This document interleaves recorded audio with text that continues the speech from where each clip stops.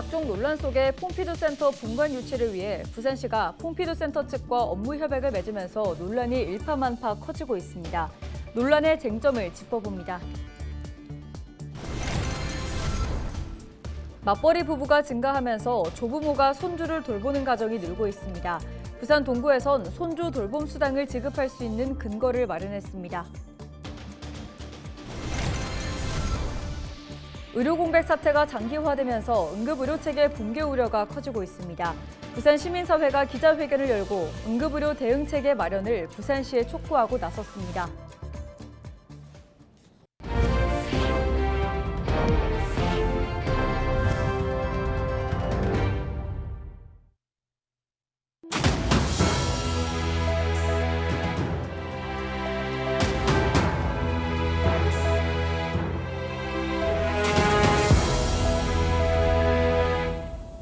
시청자 여러분 안녕하십니까? 헬로티비 부산 뉴스입니다.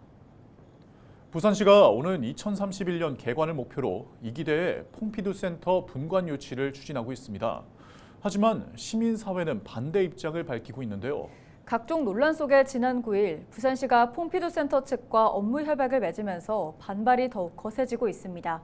보도국 연결해서 자세한 내용 알아보겠습니다. 안수민 기자, 일단 찬반 입장부터 짚어주시죠.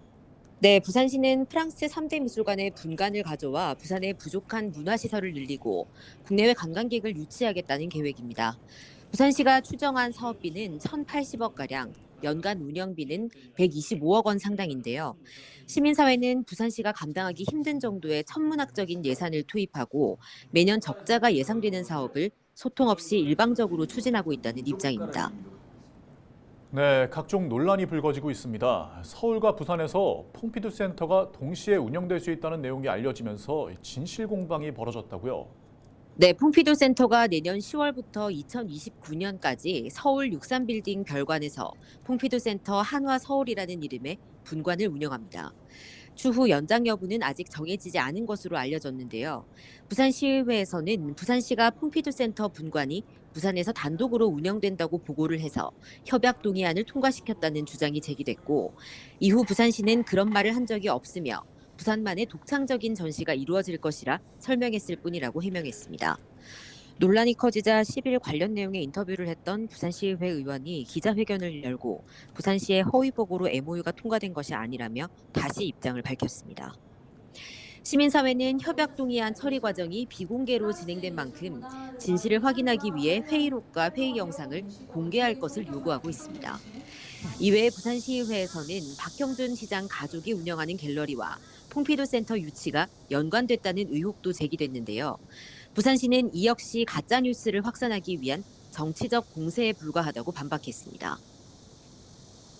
네, 이렇게 각종 논란 속에서 부산시가 퐁피두 센터와 협약을 맺었습니다. 전면 재검토를 촉구하는 목소리가 거세다고요. 네, 부산시는 9일 오후 퐁피두 센터 측과 화상으로 업무 협약을 맺었습니다. 시는 부산 분관을 최초 5년 계약 이후 재계약으로 지속 운영할 수 있다며 상설 전시와 기획 전시를 각 연 1회씩 열겠다고 밝혔는데요. 퐁피두 센터 측과의 협의를 이유로 업무 협약의 구체적인 내용조차 공개하지 않으면서 반발은 더 거세지고 있습니다. 시민단체는 1인 시위를 열어 부산시를 규탄하고 나섰고 유치 반대 부산 시민사회 대책위 발족을 예고했습니다. 부산시의회에서도 5분 발언을 통해 전면 재검토를 촉구하는 목소리가 나왔습니다. 부산시는 지역 예술가와 시민사회가 참여하는 라운드 테이블을 통해 소통한 뒤 본계약을 체결하겠다는 입장인데요. 추진을 강행하는 부산시와 거세지는 시민사회의 반발 속에 논란이 이어질 것으로 보입니다. 네, 여기까지 듣겠습니다. 지금까지 보도국 안수민 기자였습니다. 다음 소식입니다. 맞벌이 부부가 증가하면서 할머니 또 할아버지가 손주를 돌보는 가정이 늘고 있습니다. 일부 지자체는 이런 분들을 위해 손주 돌봄 수당까지 지급하고 있는데요. 부산 동구도 16개 기초단체 가운데 최초로 손주 돌봄 수당을 지급할 수 있는 근거를 마련했습니다. 보도에 김한식 기자입니다. 공원에서 손주를 돌보고 있는 한 할머니. 맞벌이하는 자녀를 대신해 손주를 돌봐주고 있는 겁니다. 돌봄은 자녀의 출근 전부터 시작돼 온종일 이어집니다. 손주를 어린이집에 보낸 후에도 집안일을 하느라 여유가 없습니다. 아침에 한 7시까지. 낮에는 어린이집에 보내고 이제 우리가 볼 때는 지속적으로 보죠. 하루 종일. 같은 지역에 사는 또 다른 어르신도 마찬가지. 그나마 어린이집에서 돌아오고 나서부터 손주를 돌보지만 이 역시 만만치 않습니다. 맞벌이를 안 할 수가 없는 입장인데 아이는 맡겨야 되고 데리고 다닐 수 없으니까 그래서 어쩔 수 없이 또 이제 저거 한 푼이라도 더 벌으라고 또 이제 저희 쪽에서는 또 아이를 봐주고 있는데 이렇게 동구에 살면서 손주를 돌보는 할아버지 할머니는 내년부터 돌봄 수당을 받을 수 있습니다. 대상은 영유아 손주를 돌보고 있는 조부모로 지정 위탁기관에서 손주 돌봄 양성 교육을 이수해야 합니다. 현재 동구 지역 0세에서 만 5세 영유아는 2,100여 명, 이 가운데 18%가 넘는 390여 명이 어린이집이나 유치원이 아닌 가정에서 돌봄을 받고 있는 것으로 파악됐습니다. 조례는 통과됐지만 정확한 지급 기준과 금액 등은 아직 확정되지 않았습니다. 동구에서는 손주를 돌보는 할머니, 할아버님들이라면 아무런 규제 없이, 조건 없이 보편적인 그런 혜택을 받으실 수 있도록 즐겁게 손주를 키울 수 있도록 실제 인근의 한 광역단체에서 지난 7월 손주 돌봄 수당 지급 사업을 시작했는데 제약이 많아 대상자 자체를 찾지 못하는 것으로 확인됐습니다. 이에 따라 사업의 성공적인 안착을 위해서는 대상자 선정 기준 완화와 현실성 있는 금액을 지급해야 한다는 지적입니다. 헬로티비 뉴스 김한식입니다. 부산 지역 8개 시민사회단체가 기자회견을 열고 응급의료 대응체계를 조속히 마련할 것을 부산시에 촉구했습니다. 이들은 응급의료 체계 붕괴로 부산에서 70대 노동자가 사망하는 사고까지 발생했지만 정부 대책은 불안만 키우고 있다고 지적했습니다. 또 부산시를 제외한 16개 광역시도 단체들은 추석 연휴를 일주일 앞두고 지역 응급의료 대책을 마련해 발표하고 있지만 부산시는 명절 연휴 관례로 진행해온 비상진료 상황 관리반 추진 외에 별다른 대책 발표가 없다며 문제를 제기했습니다. 그러면서 시민들의 불안을 해소할 수 있도록 소아 응급의료 대책을 포함한 응급의료 대책을 조속하게 마련할 것을 부산시에 촉구했습니다. 부산시가 저출생, 고령화 등 급격한 인구 감소와 인구구조 불균형 심화에 대한 위기의식이 커지면서 부산 인구변화 대응 전략을 마련해 발표했습니다.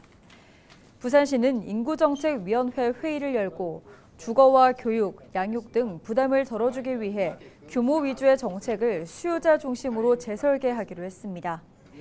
이를 위해 먼저 난임 가구에 대한 틈새 지원과 유아 공교육 경쟁력을 높이기로 했습니다. 또 신혼부부 대상의 럭키 세븐하우스를 청년과 다자녀 가구 등에 확대 공급하고 종교 시민사회와 협력해 일가정 양립문화 확산에 나섭니다. 부산시가 대한민국 시도지사협의회가 10일 대한민국의 미래, 지역에서 답을 찾다라는 주제로 정책 콘퍼런스를 열었습니다. 이번 행사는 시도지사들이 직접 나서 대한민국이 직면한 주요 위기를 진단하고 지방정부의 입장에서 새로운 담론을 제시하며 해결책을 모색하기 위해 마련됐습니다. 기조발제에 나선 박형준 부산시장은 잠재적 성장률의 하락과 유례없는 저출산, 사회적 격차의 심화를 대한민국 3대 문제로 지적했습니다. 박 시장은 이를 해결하기 위해 확실한 혁신 거점을 집중적으로 육성하기 위해 연방제에 준하는 과감한 자치와 특례 부여가 필요하다고 피력했습니다. 부산의 우호 협력 도시인 몽골, 최근 의료 등 다양한 분야에서 부산과 교류를 확대하고 있는데요. 부산과 활발한 교류를 이어가고 있는 몽골의 9월, 영상으로 함께 보시죠.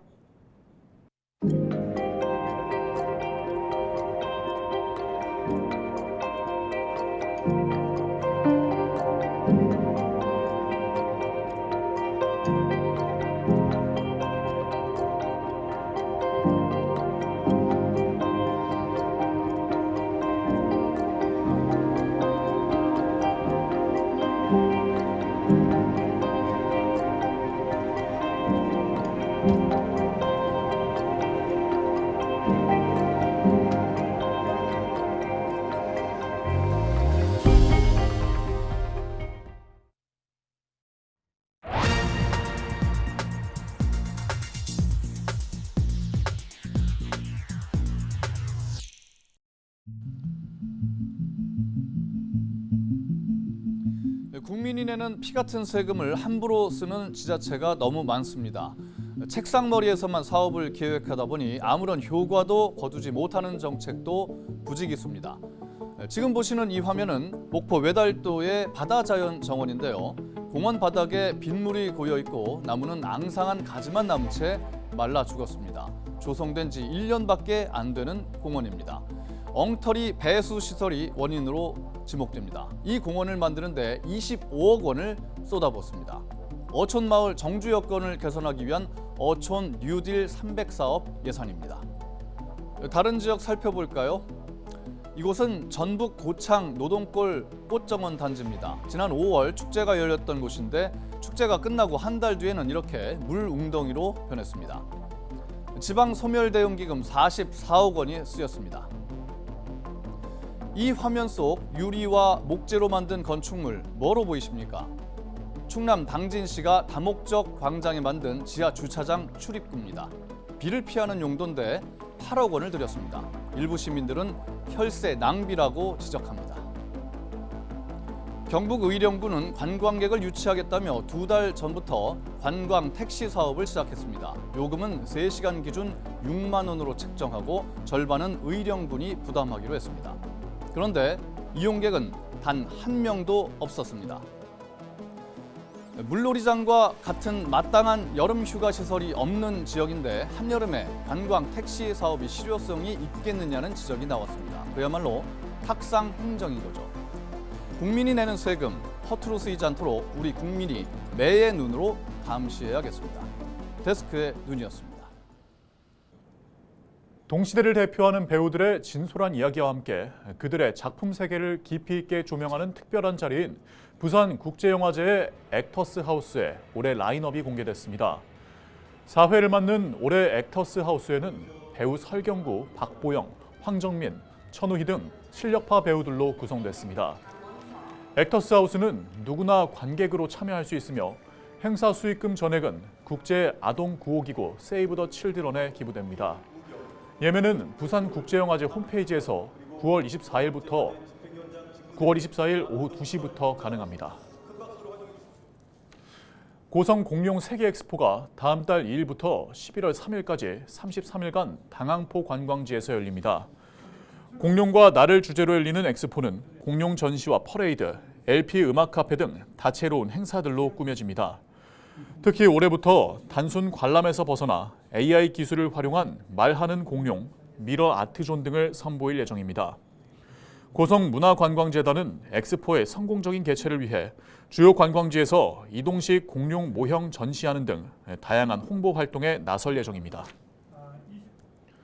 창원문화재단 노동조합이 지난 9일 창원시의회 시정 질문 과정에서 문화재단 직원을 세금 먹는 하마라고 발언한 구점득 의원을 규탄했습니다. 노조는 10일 성명서를 내고 구 의원이 문화재단은 무능한 집단이고 또 직원들을 부정하게 월급을 취한 도둑으로 매도했다며 사과를 촉구했습니다. 특히 인건비 비율이 높다는 이유로 재단 전체를 귀족 집단으로 표현하는 등 문화예술 현장에서 최선을 다하는 직원들의 사기를 떨어뜨렸다고 지적했습니다. 창원시가 진해 국가산단에 있는 선박 부품 제조업체인 오리엔탈 마린텍이 신청한 신규 공유수면 점 사용 허가를 승인하자 인근 주민들이 반발하고 나섰습니다. 진해 죽곡마을 주민들은 공유수면을 놓고 주민들과 사측이 갈등 중인 상황에 신규 허가를 내준 것은 회사에 대한 특혜라고 주장했습니다. 이에 대해 창원시는 주민들이 구체적인 피해에 대한 입증 자료를 제출하지 않았고 또 종합적인 상황을 고려해 결정을 내렸다고 반박했습니다. 한편 오리엔탈 마린텍은 앞으로 5년 동안 승인된 공유 수면을 해상 크레인과 화물선 접안 공간으로 사용할 예정입니다.